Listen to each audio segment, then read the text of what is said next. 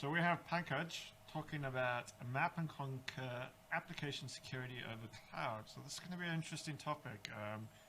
AppSec is obviously something I'm very passionate about, and clouds are up and coming things. So yeah, take it away, Pankaj. I hope you can see my screen, right? We We can. can. Okay, that's good. We All yours. cannot. Now we can. All good. Okay. So, one thing to mention before I start, I'll take less than a minute. Basically, I requested to update my, talk title that is from Map and Conquer to learn a few patterns, secure your application in the cloud. So this is the correct title. I guess there is a understanding, but that's okay. We'll proceed. So yeah, I welcome you all to my talk that is learn a few patterns, secure your applications into the cloud. This is me, Pankaj Maurya. You can see me on the right side, and I work as a security analyst at AppSeco Consulting. And yeah, my Twitter, account handles are open. In case you want to reach out to me, please feel free. And if in case you want to add anything to my slides, then that's also welcome. And just I wanted to mention that I have already presented this talk one of the previous conference. So if you, in case you have attended, then you may not find a new thing, but yeah, if you haven't, you will learn a lot of things. So that's what I can assure you. So moving further, okay. Before I talk about this slide, in this, the talk itself says that, you need to learn some patterns, and so that, when you are planning to build an application using the cloud or into the cloud, what security practices you need to follow or what misconfigurations you can come across. That's what I will be talking about here. So yeah, starting with shared responsibility model. This is one of the important topic which you should understand if you are planning to use cloud services, because it helps you to understand the balance between the security balance between the cloud service provider and the customer itself. So in this case, if you see, we have this in the slide here, you see that from in terms of PaaS, that is platform as a service, from OS to physical, all the things are handled by our cloud service providers. And being a customer, we handle only data and application. In terms of SaaS, we have from application to physical, which is being handled by our again service providers, but data is handled by us. There's has been a drastic change. That's what I would say. But if you see, the difference between the traditional approach and the deploying your applications to the cloud is that the scope has reduced of what a customer needs to take care of. But again, you do have no, like, you do not need to worry about the server management at some level, I would say. And then no wiring troubleshoots, like network troubleshoots, and then there are no bare metal expenses. But still, even though a lot of things are handled by our cloud service providers, we still need to secure, or you can say manage identity and access in our application. We need to secure our code. We need to secure the storage. If in case you're using some kind of database, let's say RDS, or if you are storing objects on the on buckets, that is S3. So that, and then we need to have some monitoring, logging and monitoring system in our place, so that we track what's going on in real time, and both while tracking the events. So this is what we need to secure. And at a high level, this is what my talk will be around. So before, we'll start with these three important components here, which I think are important if you are planning to build an applications, build a basic application using the cloud services. And I will be using AWS, and I'll be basically talking about AWS and its services. I won't be going through GCP and Azure. Let's say that I was lazy and I couldn't add up extra content to my slide, but that's okay. So starting with security domains, if you are planning to build an application, you should be aware about what potential security risks you can come across, or what are your attack surfaces. In simple words, what against what attacks you want to, or against what level of attacks you want to secure your application. So that's, I would say, you need to have a map of what your security domains are, what domains you need to know. And then if you are aware about that, then obviously you need to have information or awareness about the kind of assets you want to secure. And we'll discuss about all these things in detail in the future slides.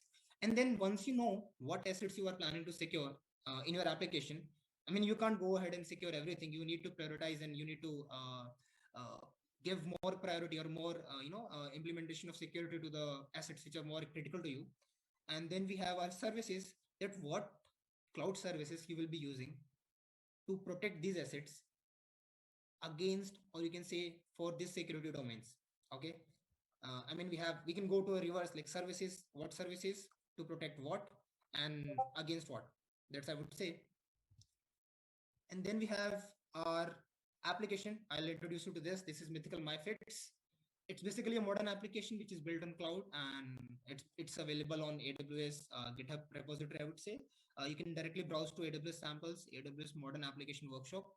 This application basically allows you, to adopt mythical creatures. Like if you are into these creatures world and all, and you are like a cartoon fan, I would say, then these creatures are for you. Please go ahead and adopt them. I mean, this is what this application does.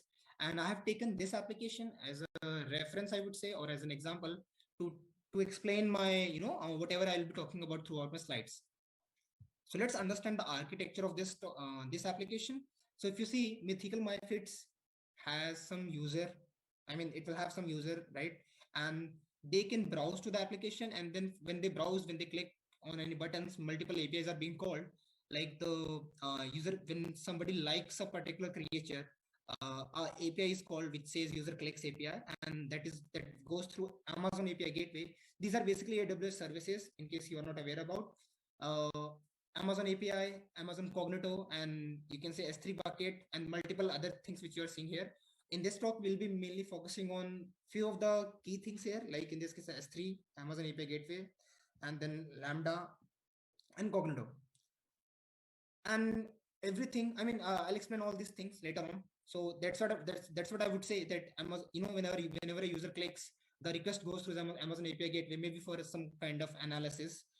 Whenever a user clicks on any other feature inside the Mythical MyFits, again API Gateway takes it. Let's say if you are logging, it will go through Amazon API Gateway will use Amazon Cognito Authorizer, or it is also using, to authenticate the people, it is using Amazon Cognito. So there are multiple AWS services being used, and we'll discuss all this, how these are implemented, I would say, and what security risk or misconfiguration you can come across. So now we have discussed these three important domains, right, which you mentioned, the security domain, and then the assets and the services. So let's start with the security domains. For any application, we will have some level of data, and then that data needs to have some identity and access, right? And then it will have a code which will be a blueprint for the whole application. And then we need to have some level of logging and monitoring enabled, and our infrastructure, definitely, right? These are, I would say, are important security domains which one should be aware about while they're planning to, deploy a secure application. That's what I would say. And then our important assets, because Mythical MyFits, the application allows users to register and log in, and they must be, while registering, they might enter, the application might ask for the username, maybe password, maybe address details, maybe anything. So that becomes a PI data for us.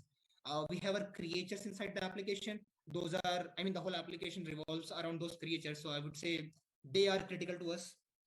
And then comes the code, which is, I mean, you can't let anybody play with their code and, get access to the backend or the base operating system. So that's, again, it's a critical asset for us. And if there is any functionality, like in this case, in case of Mythical MyFits, we have our like function where, people can go and like a particular creature, and that data of liking and disliking, if you do not want to reveal to the public, then obviously that again becomes, I would say, sensitive data for us, sensitive information for us, which you don't want to reveal publicly. And if, let's say, your application, the application which you are planning to build is processing, card information, let's say credit card information, names and all, then that again becomes a critical information for you. So this is what, our important assets are. And then now let's understand what AWS services are using these important assets. So in this case, I mean, if we must have a domain name, right? And every application has a domain name. The domain name will be pointed or used, in our Route 53 entry. So let's say our infrastructure is being managed by Route 53 at a low level, I would say, because there are multiple other things which we need to discuss here. And then we have Amazon Cognito, which is managing, or which is, let's say, having access to our PI. because whatever the request regarding registration or logging will go through the Amazon Cognito. And then S3, which will hold our static content like HTML, JS, and CSS. And then we have API Gateway, Lambda, and DynamoDB. I mean, depending upon the kind of API being triggered, these all features, these all assets will interact with these AWS services. So now we understand the domains, we understand what are our important assets, and what AWS services will be used to protect these assets against the security domains. The question arises: have you configured your services perfectly? I mean, obviously we can't be perfect, but yeah, I mean, we need to protect our services at a level that nothing is compromised or there is no misconfiguration left. But that's the question, and that's what we will again discuss in the future slides. Before that, I wanted to introduce this slide. I mean, if this talk, right, the idea I came around this talk is because I come from a AppSec background, which is basically application security. And if you are planning to build an application or secure an application which is built on cloud, so you will basically you need to be aware about what is OWASP top 10 if you're coming from AppSec background. And then it becomes very easy if you can relate your top 10 security risks. If you are not aware about what is OWASP top 10, it's a standard which maintains the top 10 application security risks from A1 to A10. If you see, for starting from injection to insufficient logging and monitoring, plus these OWASP basically released their 2021 version, which is, I guess, still last I checked with it was under review. So yeah, this is the top 10 series, which is new, and you should be aware about if you are not. So what I was mentioning is, if you come from an AppSec background and if you are aware about this top 10 security risk, then it becomes very easy to relate the even cloud related security issues with your own OWASP top 10. I mean, you can categorize it, and it becomes very simple to understand, because you can also categorize, while you are categorizing the security issues, you can also categorize the you can say the AWS services or the cloud services. Okay, so let's map, we have this top 10 here, our OWASP top 10. Let's map these to our security domains so that it becomes easy for us to even categorize the security issues. So in terms of identity and access, we require broken authentication. I mean, we need to have some we need to have some level of authentication and authorization. So that's where our A2 and A5 comes, that is broken authentication and broken access control. And then we have our code, which can have potential security issues such as injection, excesses, XSE, maybe insecure deserialization due to uses of third-party insecure third-party libraries, or maybe you are using components with non-vulnerability, or maybe third-party libraries which are outdated or vulnerable. Our data, which is again sensitive, you can't just reveal your sensitive data to public, so that falls under the category of sensitive data exposure. And then we have components, using components with non-vulnerability, that is A9. And I mean, that's where our infrastructure falls. We'll discuss all these things in detail moving further. And then I've categorized the logging and monitoring into security misconfigurations and insufficient logging and monitoring. So just have a clear view of this so that you remember. I'll even be mentioning these things into the future slides. At a high level, in terms of our mythical MyFits, in terms of identity and access, I again need to have where application has authentication, authorization. Our code has some level of validation, input validation, I would say, and there are no secrets, or you need to you need to prevent from exposing your secrets into the code. And there is some level of uses of dependency. There are third-party libraries, so that's there. In terms of data, our mythical MyFits application should have some level of encryption to encrypt the data which is being used by either in the REST or in transit. And then we have our infrastructure, and for that we can have WAF, and that is web application firewall. And for logging and monitoring, there are X-Ray, CloudWatch, and multiple other things like CloudTrail and all. So yeah, let's discuss them in detail. Starting with the first, I would say, identity and access domain.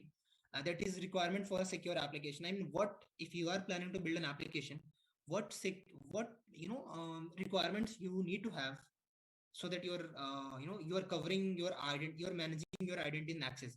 In this case, I would say you need to authenticate the user, you need to authorize the user, and then you need to have some level of control between the backend services. Let's say if your application is using AWS, and then you're using API gateway, and then some Lambda is being used, the access between these two backend services, you also need to have some level of access control, because there can be potential security risks around that.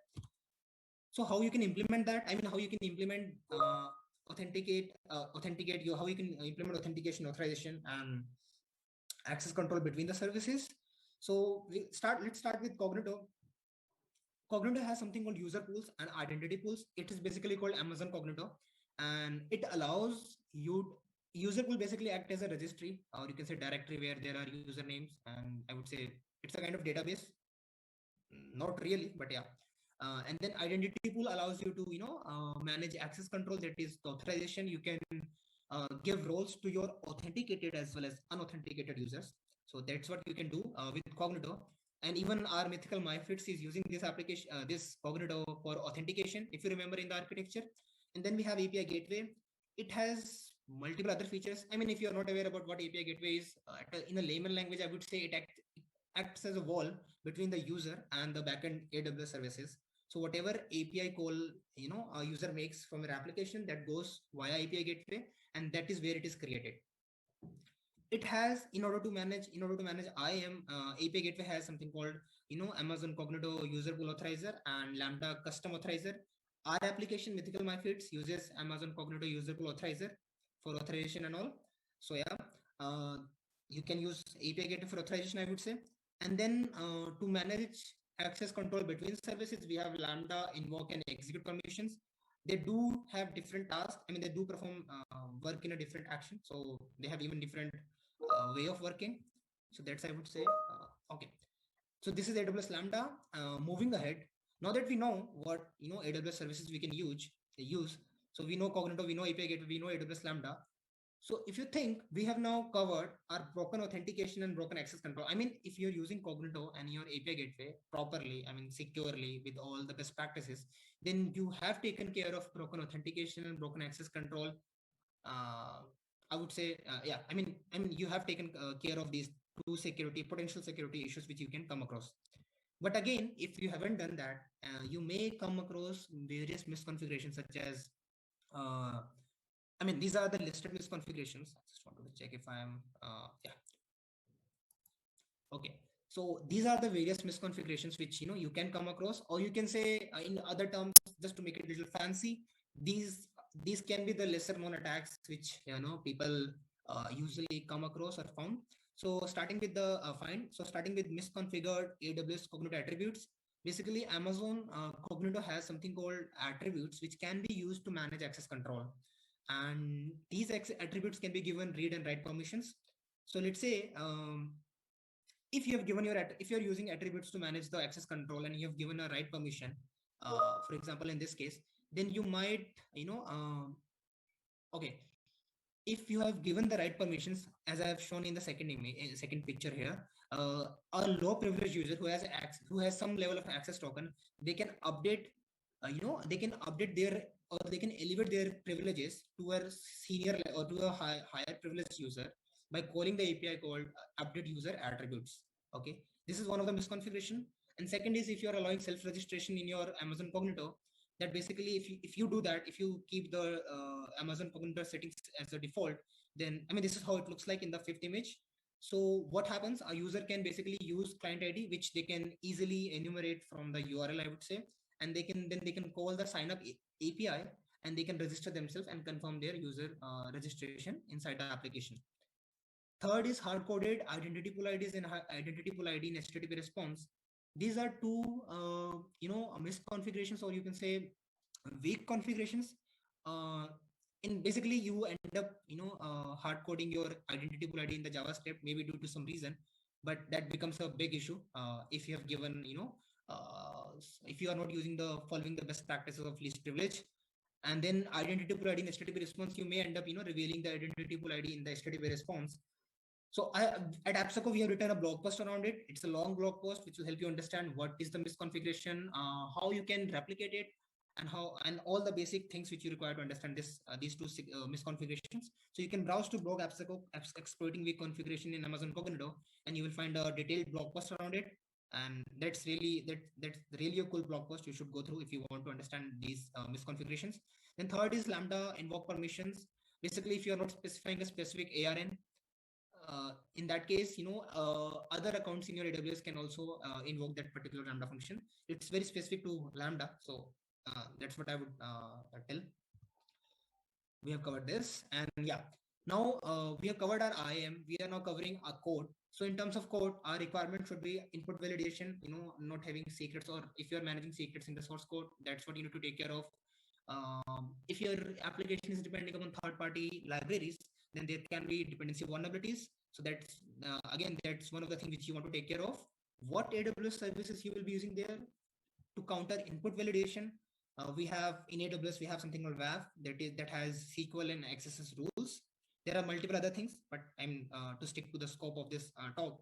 SQL injection rule and XSS we can use to prevent XSS, or that is A1 injection related issues, or maybe XSS cross-site scripting. And then we have API gateway, which has something called request validation. Basically, API gateway allows API gateway validates the API request which comes based on the what kind of query parameter being passed, and the URL, what headers, if there are any mandate headers. So it checks if those headers are present or not. If they are not, then it checks, it basically checks for those headers. So there are multiple validations which are done by API gateway itself. So you can use AWS WAF and API gateway for that. And even our application, Mythical MyFits, uses API gateway. Now, I'm not aware about, I'm not aware about any service in AWS which can take care of the third-party, dependency vulnerabilities. But if there is any, please just comment in the maybe in the at the last of the talk, or maybe on my Twitter direct message.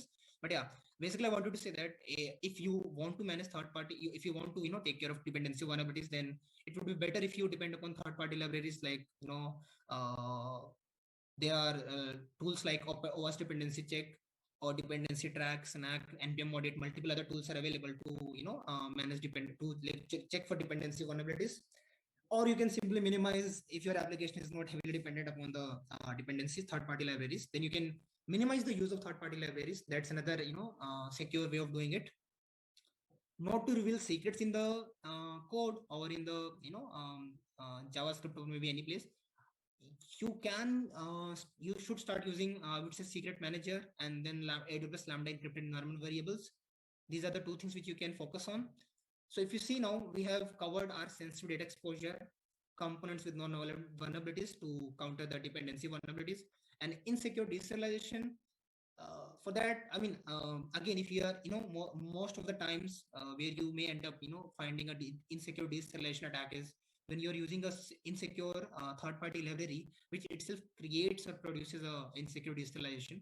So it would be better if you are using tools like OS dependency check and Snack and npm audit, and to try to minimize the use of dependencies.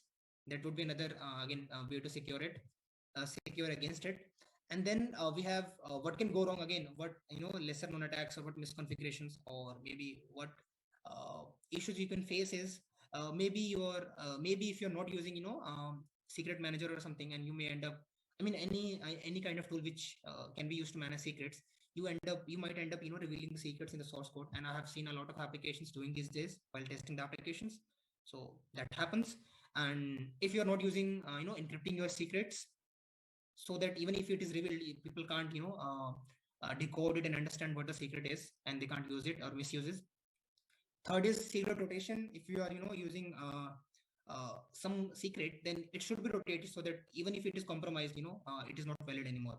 And then if again you are not validating the vulnerabilities, if you're using third-party libraries, then there can be dangerous dependencies which you can come across.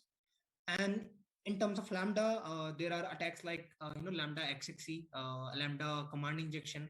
The only way to, I would say, prevent is try controlling the user controllable data from directly going through the directly interacting with the whatever function you're creating. Try not to pass or allow your user controllable data directly interact with the OS level, or if that particular function calls a third party OS service inside the OS. So that's what I would say. Then let's move towards the data. This is our, I guess, third domain. Requirement for a secure application. We need to have, our data needs to have some level of security and privacy, obviously. And then we need to have encryption at rest for our data. And even if the data is in motion, then encryption in transit. And definitely you should have backup and replication. So to fulfill that, at AWS we have AWS KMH for encryption at rest. It has server-side encryption and client-side encryption. Depending upon the kind of requirement you have, you can use any of it. And one of the key example I give always is that if in case you are not using KMS, right, let's talk about a bucket.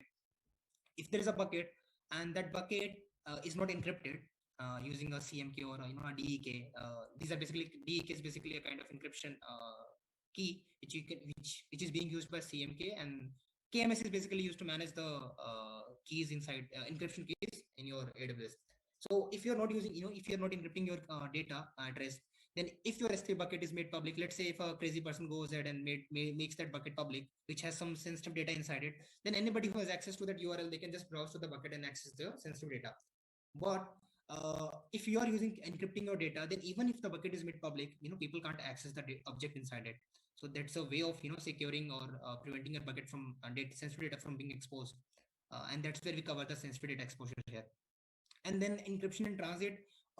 If you're using API gateway, you should use API gateway because it makes HTTP only traffic by default. And again, you can also generate Amazon certificate. You can generate TLS certificates for your application using Amazon Certificate Manager. It makes it makes a very easy job around it. And then to have backup, you can use CRR cross-agent application for S3, and you can take snapshots of your instances like RDS and all. And then we have for data. Again, to make it more to think more about your securing your data, you have Amazon Messi, which is a smart tool. It's a basically Amazon claims it's a machine learning based tool, so you can use it. It helps you protect your PII data. And obviously in Mythical MyFit there is PII data, and that's what we want to secure. So that's another approach you can follow. What things can go wrong here, or what misconfigurations you might miss, or you can say what best practices you might miss. You can define whatever way you want to. We have you may have unsigned S3. I'll check the time. Oh, I'm already late, so I'll simply cover in next 5 minutes. So you might have unsigned URLs, or you might have made your bucket public, or you might have enabled global delete permissions for your bucket, and multiple other things. There are multiple other issues which you can come across. So these are the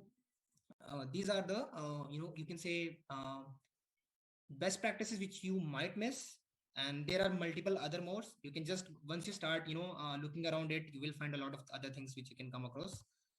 This is one of the bucket policy which I wanted to show. So it's basically showing how bucket public, when you have enabled your bucket policy has public read access. This is what it looks like.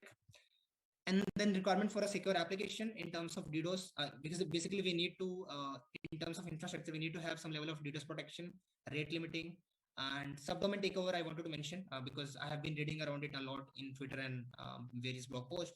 So to counter DDoS, we have AWS Shield, which has standard and advanced version. We have API gateway, which can be used for throttling, and it has both account level throttling and API state level throttling.